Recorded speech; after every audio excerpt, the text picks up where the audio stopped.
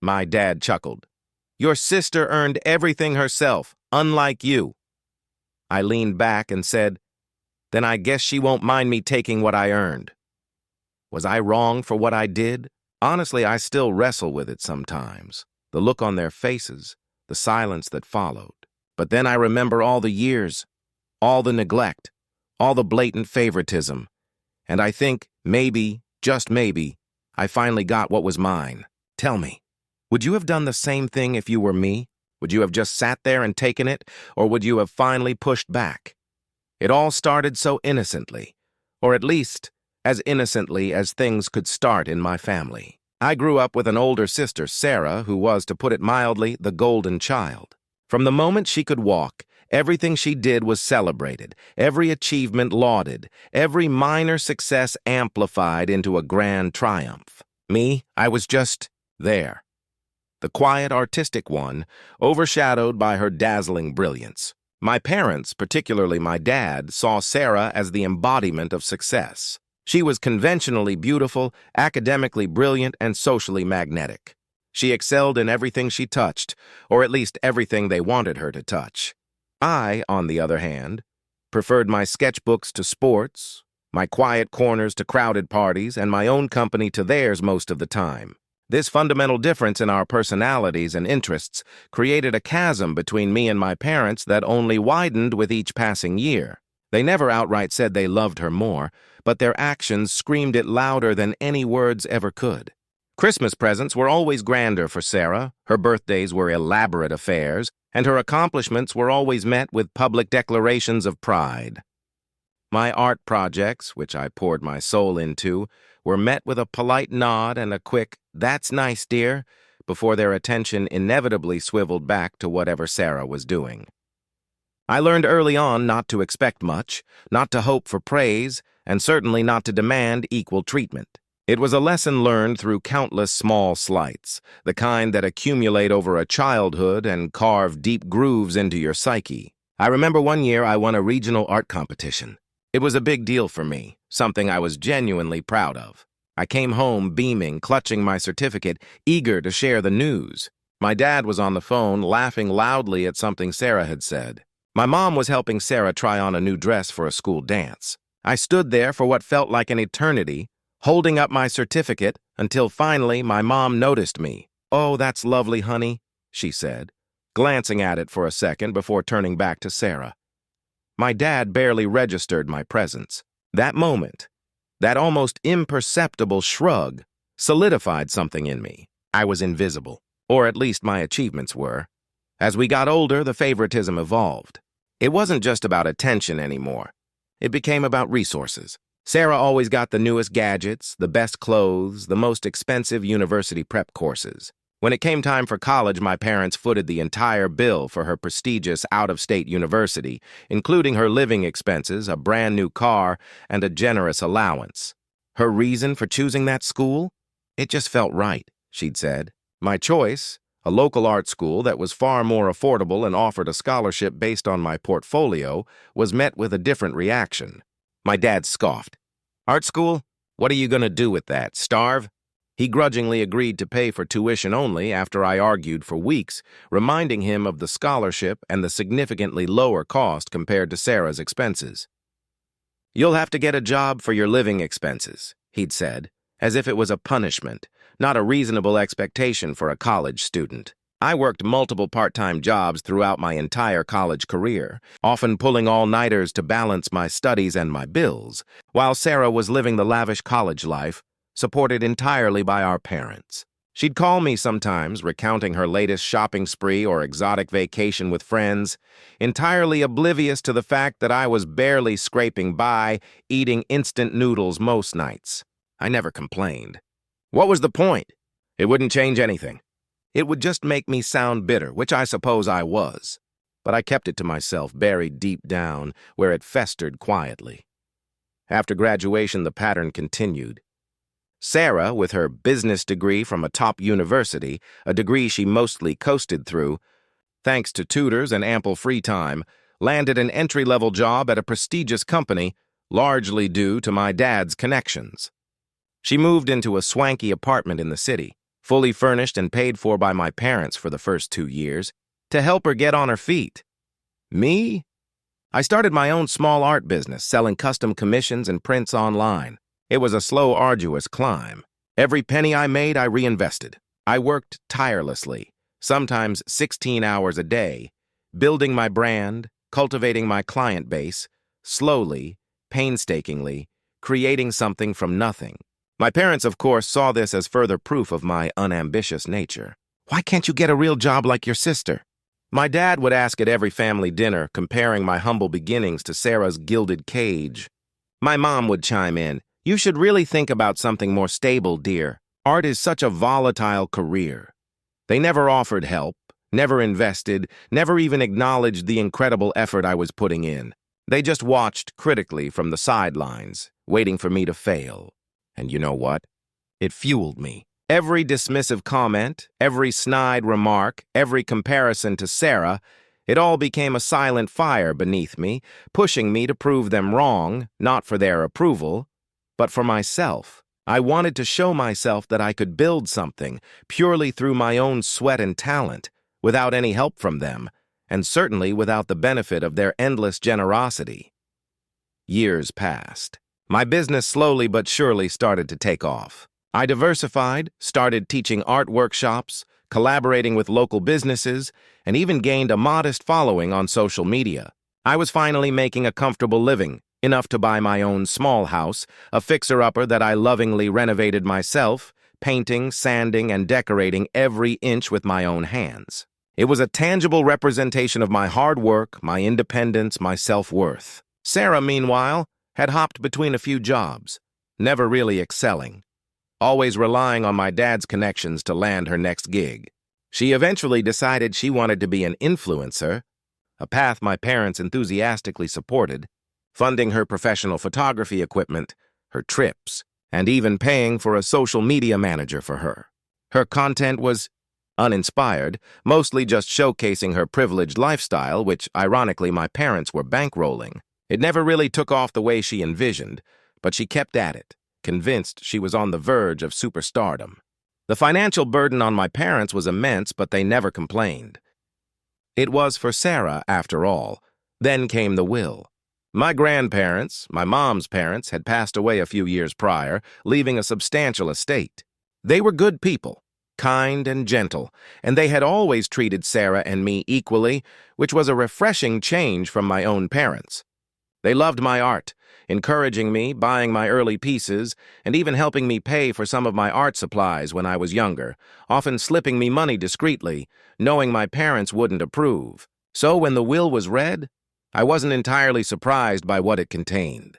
They had split their entire estate, including their house and significant savings, equally between their 2 daughters, my mom and her sister. What did surprise me, however, was a specific clause, a rather unusual one, that stated any financial gifts or inheritances received by their grandchildren from their portion of the estate had to be explicitly acknowledged and disbursed by them. My grandparents, being the astute and fair people they were, had clearly foreseen the potential for favoritism from my parents and wanted to ensure both Sarah and I received an equal share of what was meant for us. The clause stated that my mom, after receiving her half of the inheritance, was to divide a specific sum. A very significant sum, mind you. Enough to make a real difference in anyone's life, equally between her 2 daughters, Sarah and me. This wasn't something to be decided.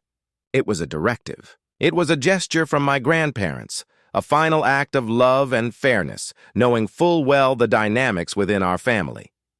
So, that's the situation I was in, and I had to make a choice. My mom received her portion of the inheritance, which was substantial. Then came the discussion about the sum designated for Sarah and me. My parents called a family meeting, a rarity in itself, and I immediately felt a knot in my stomach. I knew what was coming. We sat in the living room, my dad on his armchair, my mom on the sofa, and Sarah and I on opposite ends of another. My mom, looking uncomfortable, began to explain how the inheritance was to be divided. She mentioned the clause, avoiding eye contact with me. And then she dropped the bombshell. "Your father and I have decided," she said, her voice barely a whisper, "that given Sarah's current aspirations, and the investment we've already made in her future, we believe it's best to give her the entire amount." My blood ran cold. The entire amount? The sum that my grandparents had explicitly stated was to be split equally between us. They were just going to take my share and give it to Sarah. Again, for her influencer career, no doubt. My dad, sensing my shock and the rising tension, piped up with that condescending chuckle I knew so well. "Your sister earned everything herself. Unlike you." He gestured vaguely at Sarah, who was sitting there with a smug, self-satisfied smirk on her face. "She's building a future, a career. You're doing your little art thing. She needs this more than you do." My mom nodded in agreement, not meeting my gaze. They truly believed this. They truly believed that Sarah, who had everything handed to her on a silver platter, had earned it, while I, who had built everything from the ground up with my own two hands, had not. It was the ultimate slap in the face, the final, undeniable proof of their blatant, unwavering favoritism. Before I tell you what happened next, I want you to pause and comment below what you would have done in my shoes. Would you have just let it go? Would you have fought them? What would your next move be? I leaned back against the sofa, a calm, almost eerie stillness settling over me. All the years of neglect, the silent slights, the blatant favoritism, they all converged into that single moment, that dismissive chuckle, those belittling words. "Your sister earned everything herself. Unlike you." The words echoed in my head, a bitter mantra. But instead of the usual sting this time, something shifted. A cold, hard resolve crystallized within me. I took a deep breath.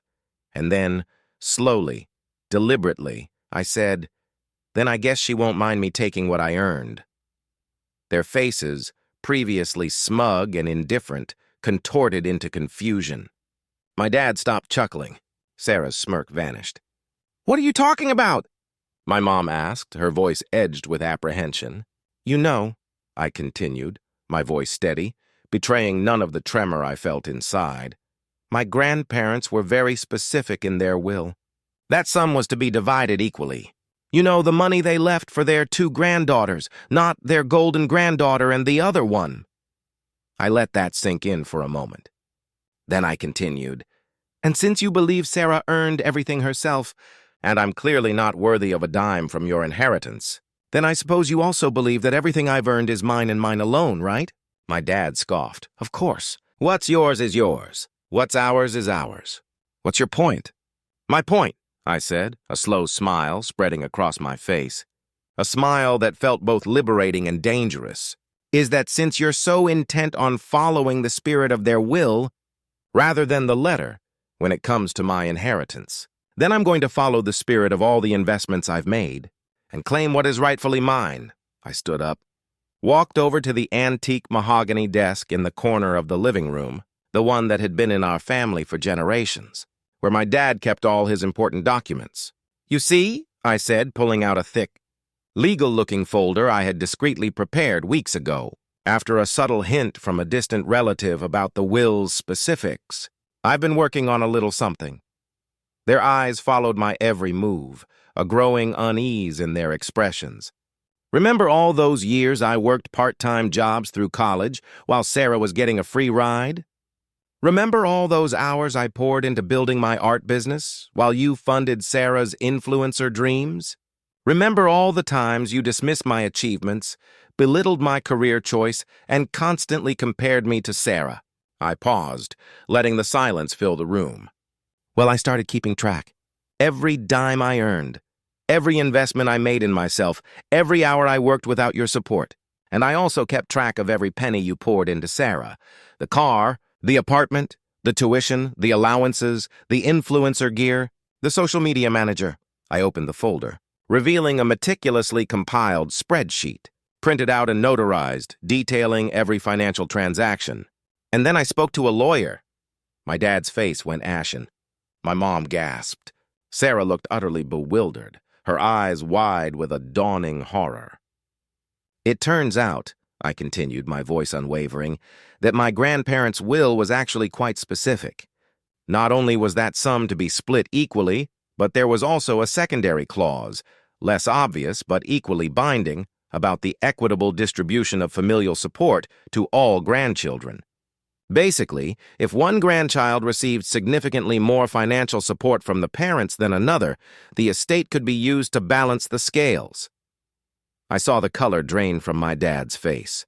The lawyer agreed that given the clear, undeniable disparity in how you've treated us financially, and given that my grandparents explicitly wanted fairness, I have a very strong case. So strong, in fact, that he's confident we can not only reclaim my half of this inheritance, but also a significant portion of all the money you've disproportionately spent on Sarah over the years, as a form of restitution for lost opportunity and equitable support. The room fell into a stunned silence. You could have heard a pin drop. My dad, usually so boisterous and confident, looked utterly defeated. My mom was visibly trembling. Sarah, for the first time in her life, looked genuinely speechless, her jaw slack. You wouldn't, my dad finally stammered, his voice barely a whisper. Oh, but I would, I replied, my voice calm but firm. Because, as you so eloquently put it, Dad, Sarah earned everything herself. And now, I'm going to make sure I get what I earned and what my grandparents intended for me, fairly and justly. This isn't just about money anymore. It's about dignity. It's about finally being seen, finally being valued, and finally being treated as an equal member of this family. I placed the folder on the coffee table, right in front of them. So you have two choices. You can either adhere to the original terms of the will, give me my half of the inheritance, and we can consider this a clean slate. Or we can take this to court. And believe me, after all these years, I'm prepared to fight for every single penny. The air was thick with tension. They stared at the folder, then at me, then back at the folder. The reality of the situation slowly dawned on them. The years of unchecked favoritism, the casual dismissal of my efforts, the blatant disregard for my grandparents' wishes, it all came crashing down in that moment. It was a silent standoff, a battle of wills, and for the first time, I felt I held all the cards. After what felt like an eternity, my dad, defeated, finally sighed. Fine, he mumbled, his voice hoarse. Fine, you'll get your share. My mom nodded, her eyes still wide with shock. Sarah, for once, didn't utter a word. The aftermath was interesting. They grudgingly transferred my share of the inheritance to my account within a week. There was no apology, no acknowledgement of their wrongdoing, just a sullen compliance. Family dinners became even more strained, if that was even possible. Sarah barely spoke to me, her resentment palpable. My parents tried to pretend nothing had happened, but the unspoken tension hung heavy in the air. I, however, felt a profound sense of peace. It wasn't about the money, not entirely. It was about the principle. It was about finally standing up for myself after years of being pushed aside. It was about reclaiming my worth, not just in their eyes, but in my own. I used the inheritance to expand my art business, buying better equipment, investing in marketing, and even hiring an assistant. My business flourished even further. I never regretted my decision, not for a second. It taught me that sometimes you have to fight for what's yours, even against the people who are supposed to love you unconditionally. And sometimes, earning something yourself means more than any handout could ever offer. So that's my story. It's been a long journey, filled with a lot of unspoken pain and quiet struggle, but also immense personal growth and, eventually, a hard-won victory. I still wonder sometimes if I was too harsh, too unforgiving. But then I remember that cold chuckle, those dismissive words, and I know I did what I had to do. Like this video if you were on my side, if you think I made the right choice. Subscribe for more stories like this where people finally stand up for themselves against impossible odds. And please, share your final thoughts on this whole mess in the comments section. Did my parents deserve it? Was my sister entitled? I'll see you all in the next story.